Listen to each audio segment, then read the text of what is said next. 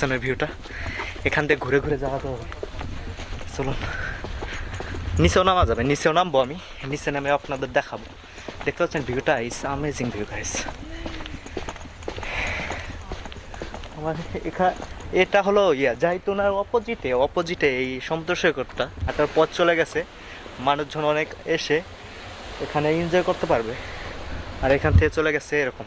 হ্যাঁ, আর ওটা হলো জাইতুনা, এই বিল্ডিংয়ের পিছনে ওটা হলো জাইতুনা।